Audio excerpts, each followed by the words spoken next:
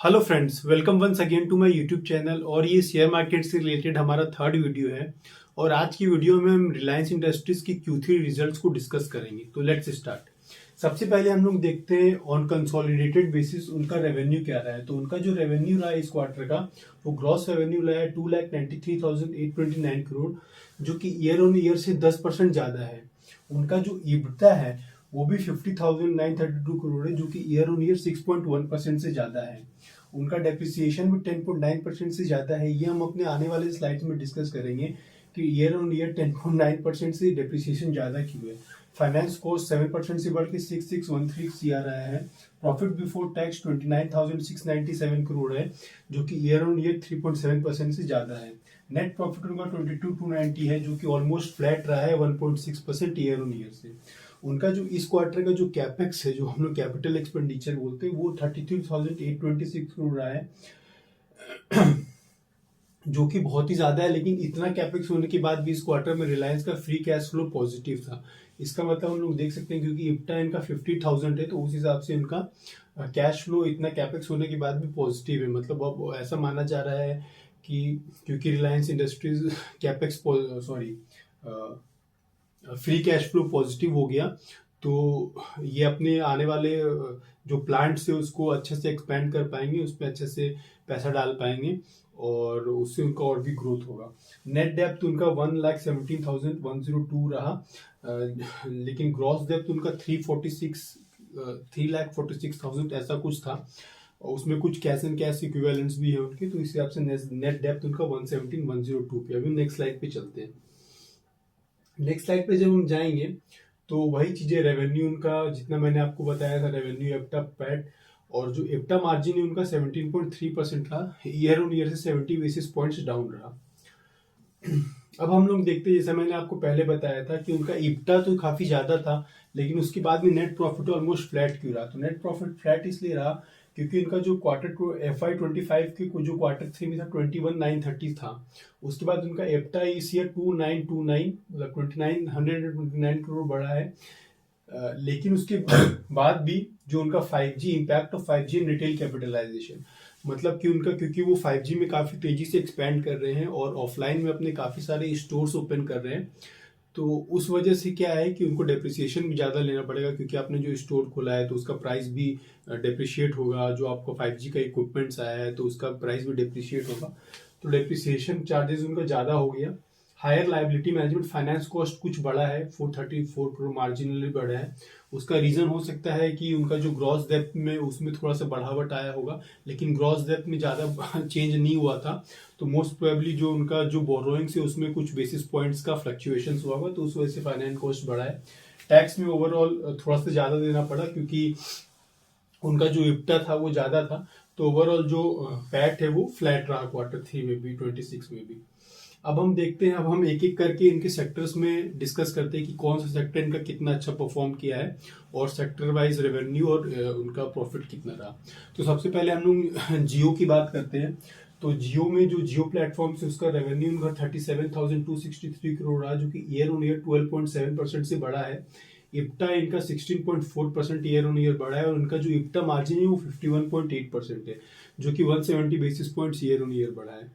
अगर आप देखेंगे कि आने वाले 2026 में जियो का भी आईपीओ आने वाला है, जिसका जो अनुमानित वैल्यूएशन है वो 120 से 150 बिलियन डॉलर के बीच में। और कंसिडरिंग कि जिस हिसाब से ईयर ऑन ईयर इनका सब्सक्राइबर बढ़ रहा है, एवरेज रेवेन्यू बढ़ रहा है, 5G का जो डेटा ट्रैफिक है वो बढ़ रहा है, तो ये कंसिडर करते हुए इनका जो वैल्यूएशन है वो भी, जो जियो का वैल्यूएशन है वो भी बढ़ रहा है। और ये एक पॉजिटिव सिग्नल है जियो के वैल्यूएशन के लिए। अब डिस्कस करते हैं कि इसमें इनके 5G सब्सक्राइबर कितना है, ओवरऑल सब्सक्राइबर कितना है। इनका जो ओवरऑल सब्सक्राइबर बेस है वो 515 मिलियन है, मतलब 51.5 करोड़ लगभग। और जिसमें इनका 5G जो सब्सक्राइबर्स है वो 253 मिलियन है, मतलब लगभग 25 करोड़। तो 50% लगभग जो है इनके जो 5G सब्सक्राइबर है, 5G का जो डेटा ट्रैफिक है वो भी almost in line with the user से 53% ऑफ द टोटल।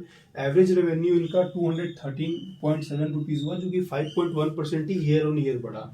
लेकिन इनका जो रेवेन्यू है वो तो 12.7% बढ़ा। इसका रीजन है कि इनका सब्सक्राइबर में एडिशन हुआ। मे बी जो लास्ट ईयर होगा इनका सब्सक्राइबर हो सकता है 490 मिलियन, 49 करोड़ या 49.5 करोड़ होगा। तो 2-2.5-3 करोड़ सब्सक्राइबर बढ़ा होगा, तो उस हिसाब से जो इनका है रेवेन्यू में ओवरऑल इंक्रीज आया है।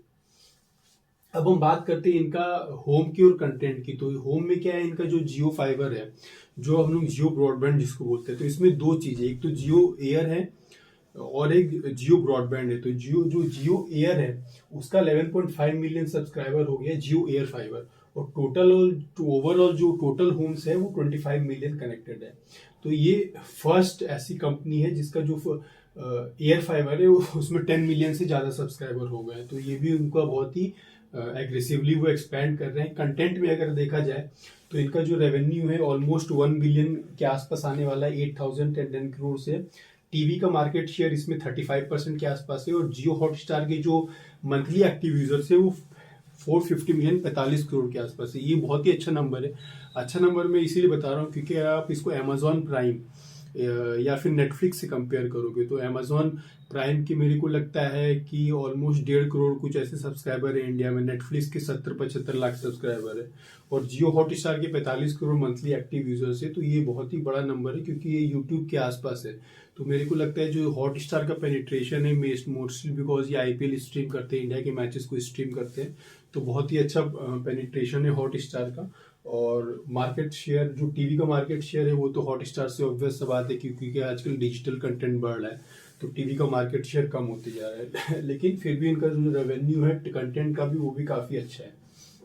अब बात करते हैं इनका जो main income source over generation चला रहा है वो oil to chemicals. Oil to chemicals में इनका ईयर ऑन ईयर रेवेन्यू 8.4% बढ़ा है। इब्टा इनका 14.6% लगभग 15% बढ़ा है, और मार्जिन भी इनका 60 बेसिस पॉइंट से इंक्रीज होकर 10.2% पे चला गया है। अब क्योंकि रिफाइनरी ऐसा बिजनेस है पेट्रोकेमिकल्स या ऑयल टू केमिकल्स जिसमें आप अपने कैपेसिटी को लगातार इंक्रीज नहीं कर सकते, उसका एक लिमिट होता है। तो वो कैपेसिटी जाने के बाद आपका रेवेन्यू ऑलमोस्ट फ्लैट हो जाता है, या तो रेवेन्यू अगर क्रूड का प्राइस फ्लक्चुएशंस के हिसाब से बढ़ता है या घटता है।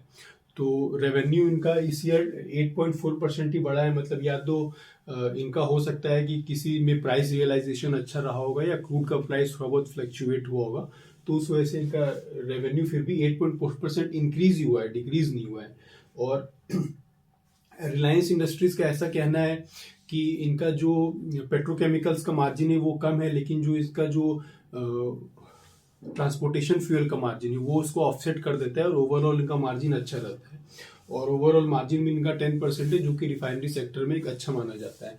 जो इनका जो मेन जो गैसोलीन और गैस ऑयल क्रैक्स है उसमें इनका जो मार्जिन है वो $13.4 पर बैरल रहा गैसोलीन में, गैस ऑयल में $24 और एटीएफ क्रैक में 24.6%।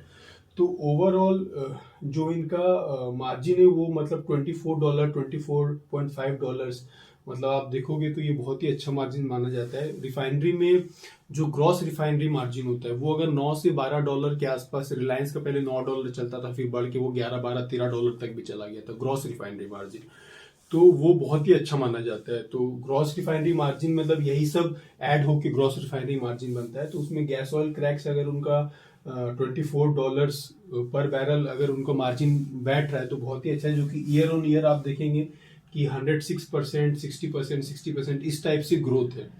तो इनके जो मार्जिन में भी काफी अच्छा ग्रोथ है, इसीलिए आपको इनका एप्टा भी काफी सॉलिड 15% से इंक्रीज होता हुआ दिखेगा। अब हम बात करते हैं रिलायंस रिटेल की। तो रिलायंस रिटेल में भी जो इनका रेवेन्यू ईयर ऑन ईयर 8.1% बढ़ा है, और इप्टा फ्लैट रहा। इप्टा फ्लैट क्यों रहा? क्योंकि ऑब्वियस बात है डिप्रिसिएशन ज्यादा हुआ, ये ज्यादा स्टोर्स ओपन कर रहे हैं। इस क्वार्टर में इन्होंने लगभग 431 नए स्टोर्स ओपन किए, और जो टोटल स्टोर का इनका काउंट है वो 19,979 है। टोटल एरिया जो है इनका है 78.1 मिलियन, और मार्जिन आप देख सकते हैं कि थोड़ा सा घटा है 60 बेसिस पॉइंट्स, लेकिन ओवरऑल 8% मार्जिन रहा है। लेकिन एक चीज देखने वाली बात यह है रिलायंस रिटेल में कि इनके जो ओवरऑल ट्रांजैक्शन है वो 47% ईयर ऑन ईयर इंक्रीज हुआ है, जबकि स्टोर्स तो इनका उतना तेजी से इंक्रीज नहीं हुआ है, लेकिन जो ट्रांजैक्शन है वो बहुत तेजी से इंक्रीज होकर 524 मिलियन पे पहुंच गया, 47% इंक्रीज हुआ। इसका मेन रीजन जो हो सकता है क्योंकि इनका जो क्विक कॉमर्स सेगमेंट में वो रैंप अप कर रहे हैं, तो उसकी वजह से इनका जो टोटल ट्रांजैक्शन से हो सकता है वो बढ़ा होगा। अब इनके क्विक कॉमर्स सेगमेंट की बात करें जियो मार्ट की, तो जियो मार्ट में इन्होंने जियो क्विक निकाला है, तो उसमें इनका कहना है कि ये 1.6 मिलियन डेली ऑर्डर्स को अचीव कर चुके हैं, जो कि सेकेंड टू ब्लिंकिट है ओनली। ब्लिंकिट के अराउंड 2.5 मिलियन ऐसा कुछ है। इसका 1.6 मिलियन, उसके बाद इंस्टामार्ट, उसके बाद जेप्टो, ऐसे आते हैं।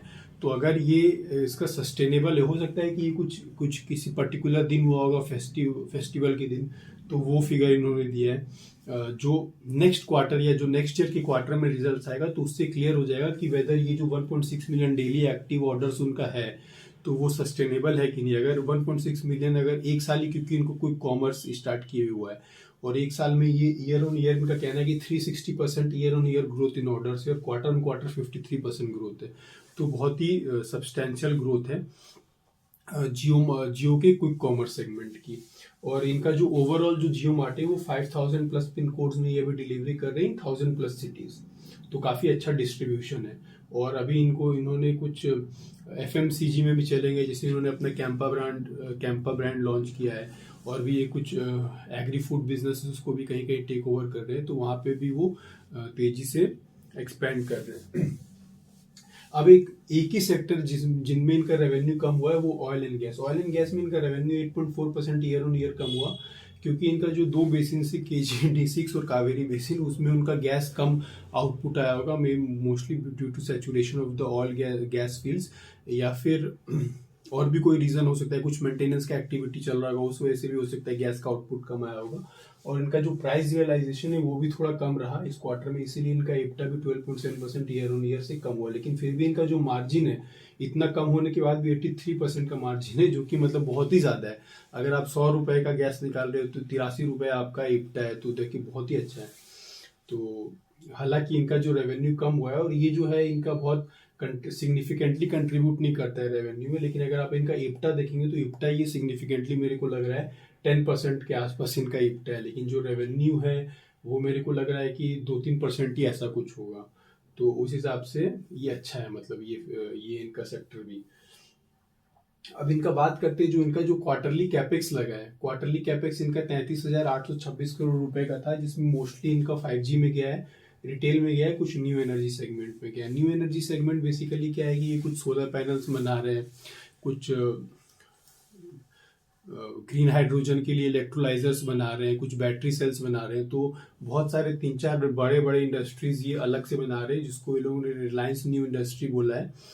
तो न्यू एनर्जी सेक्टर, तो उसमें भी काफी तेजी से कैपेक्स एक्सपेंड हो रहा है। लेकिन यहाँ जो डेटा बैलेंस शीट है, बैलेंस शीट में तो इनका उतना न्यू एनर्जी में उतना सब्सटेंशियल नहीं जा रहा है कैपेक्स। मतलब कि 5G में अभी भी इनका सब्सटेंशियल कैपेक्स जा रहा है, क्योंकि 5G में अब इनका जो आने वाले क्वार्टर्स में उसमें सब्सटेंशियल कैपेक्स नहीं जाएगा, क्योंकि 5G का जो पेनिट्रेशन है ऑलमोस्ट पूरे इंडिया में काफी अच्छा हो चुका है। 50% तो सब्सक्राइबर ऑलरेडी 5G में आ गए। तो मेरे को लगता है कि अब आने वाले टाइम में ये कैपेक्स शिफ्ट हो जाएगा न्यू एनर्जी की तरफ, और 5G का कम हो जाएगा। नेट डेप्थ इनका स्टेबल है 117-102 पे। नेट डेप्थ बाय EBITDA बहुत हेल्दी 0.57 है, और कैश एंड कैश इक्विवेलेंट्स इनके पास 229,794 CR है, जो कि मोस्टली मेरे को लगता है कि इनका जो वर्किंग कैपिटल है या फिर कुछ इनका जो इन्वेस्टमेंट होगा सिक्योरिटीज में वो है। तो अभी इनका जो रेटिंग है वो उन्होंने जो एजेंसी ने इनका जो रेटिंग है उसको अपडेट करके A- कर दिया है, और ये फर्स्ट इंडियन मैन्युफैक्चरिंग कंपनी बन गई जिनका A- रेटिंग रहा है। अब हम बात करते हैं इनके जो building the storage and hydrogen ecosystem, जो न्यू एनर्जी में बता रहा था कि न्यू एनर्जी में ये इन्वेस्ट कर रहे हैं। तो बैटरी एनर्जी स्टोरेज में इनका 50 गीगावाट का एनुअल कैपेसिटी रैंप अप करना चाह रहे हैं। क्रिटिकल इक्विपमेंट साइट पे आ चुके हैं, 2026 में कमीशनिंग शेड्यूल्ड है। ग्रीन हाइड्रोजन में ये इलेक्ट्रोलाइजर गीगा फैक्ट्री का जो प्रोडक्शन है वो लेट 2026 तक चालू हो जाएगा। और ग्रीन हाइड्रोजन एट स्केल, मतलब कि अभी तो क्या है, ग्रीन हाइड्रोजन को वो इलेक्ट्रोलाइजर से बनाएंगे, लेकिन थोड़े कम स्केल पे बनाएंगे। 2032 तक ग्रीन हाइड्रोजन को स्केल से बनाएंगे। लेकिन इनका जो सोलर सेल्स का प्लांट है वो ऑलरेडी कमीशन हो चुका है, और वो उसका कैपेसिटी को रैंप अप कर रहे हैं। सोलर प्लांट के बाद ग्रीन इलेक्ट्रोलाइजर तो चलो अभी वो टेस्ट स्केल पे बना रहे हैं, लेकिन जो बैटरी एनर्जी है उसका भी वो 26 तक 50 गीगावाट तक ले जाने का प्लान कर रहे हैं। तो ये जो ग्रीन हाइड्रोजन बनाएंगे इलेक्ट्रोलाइजर से, या जो भी न्यू एनर्जी प्लांट्स में इनका जो इलेक्ट्रिसिटी लगेगा उसके लिए वो रिन्यूएबल पावर जो अपने सोलर सेल से उससे जनरेट करेंगे। और 5,50,000 एकड़ लगभग इन्होंने कच्छ में एक्वायर किया है, वहीं पे वो सोलर पैनल्स लगेंगे, वहां से वो रिन्यूएबल इलेक्ट्रिसिटी आएगा इनके प्लांट पे। और वहाँ से वो ग्रीन हाइड्रोजन बनाएंगे ग्रीन हाइड्रोजन या फिर जो भी इलेक्ट्रिसिटी जनरेट रिक्वायरमेंट होता है ग्रीन हाइड्रोजन की उसके लिए। तो ये हो गया इसके लिए। अब हम देखते हैं कि अब इसका हम लोग एज ए इन्वेस्टर आपको क्या देखना चाहिए। एज ए इन्वेस्टर मेरे को लगता है कि इनका जो भी क्वार्टरली रिजल्ट आया वो बहुत ही पॉजिटिव आया। ऑलमोस्ट हर सेक्शन में ही मतलब इनका इंक्रीज है, एक्सेप्ट वन माइनर सेक्शन, तो वो तो ज़्यादा फर्क नहीं पड़ता है। वो भी हो सकता है आने वाले क्वार्टर्स में अच्छा हो जाए जब गैस का प्राइस रियलाइजेशन अच्छा मिलेगा तो, या फिर उसका जो रैंप अप करेंगे तो वहाँ से कैपेसिटी। तो जियो का आईपीओ भी आने वाला है। अब यह अपने को देखने वाली बात होगी कि जियो का जब वो आईपीओ लाएंगे तो वो उसको स्पिन ऑफ करेंगे कंपनी को, या फिर पेरेंट कंपनी आरआईएल के अंदर एज ए सब्सिडियरी रह के वो आईपीओ आएगी। तो मोस्ट प्रोबेबली जो इन्वेस्टर्स का कहना है वो इसको स्पिन ऑफ करेंगे। तो अगर 120 to 150 बिलियन अगर जियो का आप मानते हैं कि रिलायंस के अंदर अगर उसका इतना हिस्सा है, और न्यू एनर्जी भी आ रहा है, प्लस इनका ऑयल टू केमिकल्स भी है, प्लस रिटेल का भी ये कहते हैं कि 100 से ऊपर 100 बिलियन प्लस वैल्यूएशन है। तो उस हिसाब से तो अगर आप रिलायंस का देखेंगे तो उसमें अभी 30-40% है पोटेंशियल ऊपर जाने का। लेकिन क्योंकि रिलायंस एक कॉन्ग्लोमरेट रहती है तो कॉन्ग्लोमरेट को जनरली जो इन्वेस्टर्स है वो डिस्काउंट पे वैल्यूएशन करते हैं। तो उस हिसाब से भी, लेकिन अगर आपको till the time Jio IPO comes, अगर आप एट प्रेजेंट मोमेंट पे इन्वेस्ट करेंगे तो हो सकता है कि आपको 10 से 15% का इसमें रिटर्न मिले। क्योंकि अभी आप देखेंगे कि ओवरऑल शेयर मार्केट काफ़ी नीचे जा रहा है, क्योंकि एफआईआईज बहुत तेज़ी से इंडिया से पैसा निकाल रहे हैं। तो अभी ये राइट टाइम है इन्वेस्ट करने का। नॉट इन रिलायंस, मैं आपको ऐसा सजेशन नहीं दे रहा हूँ रिलायंस पे, लेकिन अगर इन जनरल अगर आप इन्वेस्टमेंट करना चाहते हैं तो not a major portion but small small chunks, जैसे जैसे मार्केट नीचे जाता है आप स्मॉल स्मॉल चंक्स शेयर को खरीद सकते हैं। जब जब मार्केट नीचे जाता है तो उससे आपको काफ़ी अच्छा मतलब गेन मिलेगा आने वाले 1-1.5 साल में, आने वाला टाइम में। तो रिलायंस का तो हमने होप सो कि आपको अच्छे से एकदम एक्सप्लेन कर दिया, आपको सब बातें समझ में आ गई। तो आज के वीडियो के लिए बस इतना ही रखते हैं। अपना ध्यान रखिए, शुक्रिया।